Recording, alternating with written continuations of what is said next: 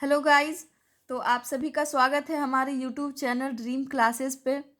तो आज के वीडियो में हम लोग जो हमारा नया सिलेबस स्टार्ट हुआ है 2022 का, उसको हम लोग स्टार्टिंग से लास्ट तक पढ़ेंगे।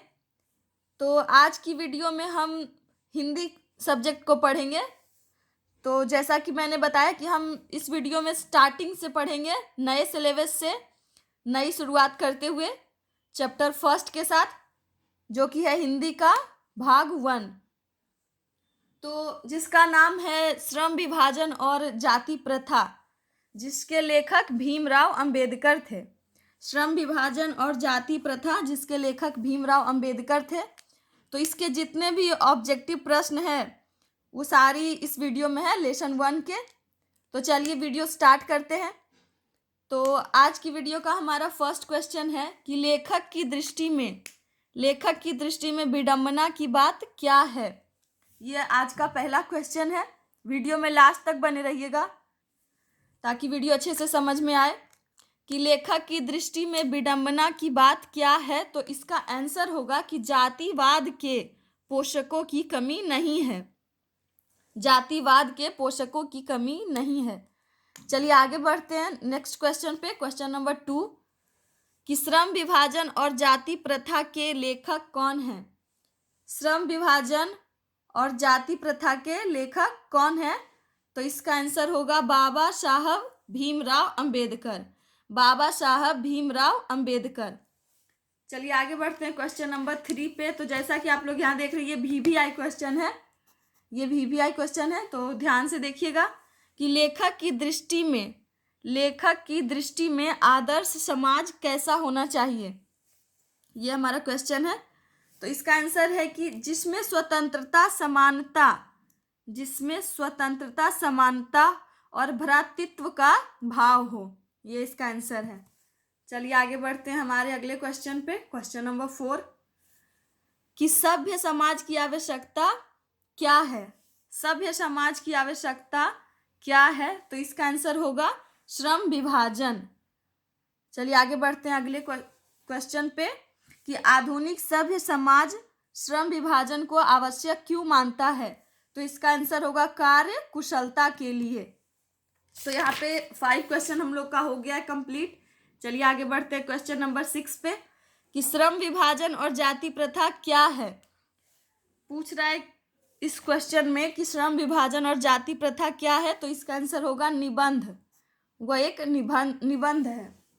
चलिए आगे बढ़ते हैं। जैसा यहाँ भी देख रहे हैं कि ये VVI क्वेश्चन है कि लेखक बेरोजगारी का प्रमुख और प्रत्यक्ष कारण किसे मानते हैं। तो इसका आंसर होगा जाति प्रथा को। चलिए आगे बढ़ते हैं अगले क्वेश्चन पे कि अंबेडकर का जन्म किस परिवार में हुआ था। तो इसका आंसर होगा दलित परिवार में। हमारा अगला क्वेश्चन है कि श्रम विभाजन और जाति प्रथा पाठ बाबा साहब के किस भाषण का संपादित अंश है। श्रम विभाजन और जाति प्रथा पाठ बाबा साहब के किस भाषण का संपादित अंश है। तो इसका आंसर होगा एनिहिलेंस ऑफ कास्ट।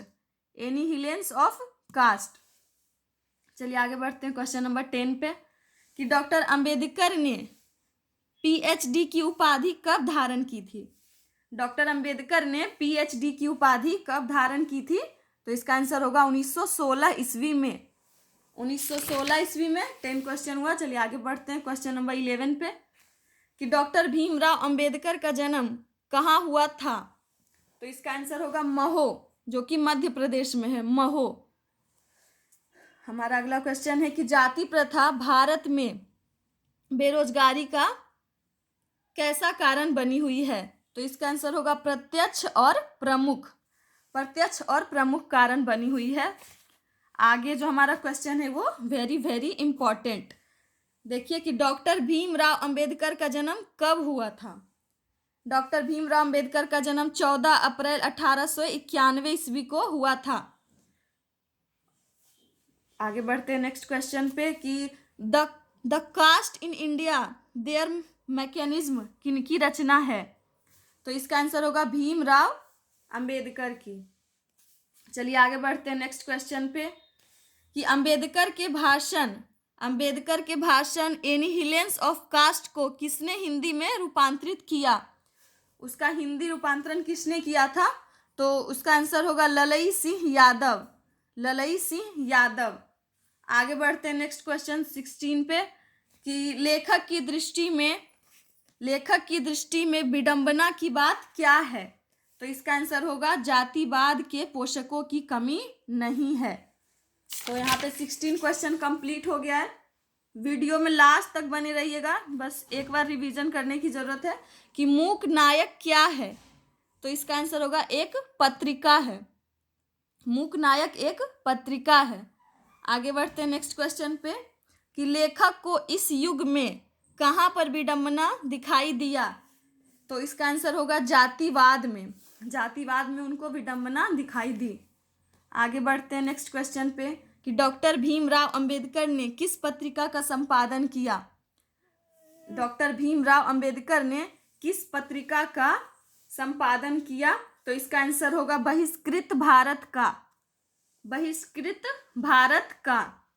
आगे बढ़ते हैं अगले क्वेश्चन पे कि आधुनिक सभ्य समाज कार्य कुशलता के लिए किसे आवश्यक मानता है? तो इसका आंसर होगा श्रम विभाजन को। श्रम विभाजन को। तो आगे बढ़ते हैं नेक्स्ट क्वेश्चन पे कि भारतीय संविधान के निर्माता के रूप में हमें किन्हें जानते हैं? भारतीय संविधान के निर्माता के रूप में हम किन्हें जानते हैं? तो इसका भी आंसर होगा भीमराव अंबेडकर को। ये हो गया यहाँ क्वेश्चन खत्म। तो आगे चैप्टर 2 का वीडियो आएगा। अगर चैनल को आपने सब्सक्राइब नहीं किया है तो अभी कर ले, और अगर वीडियो अच्छी लगे तो वीडियो को लाइक ज़रूर करिएगा।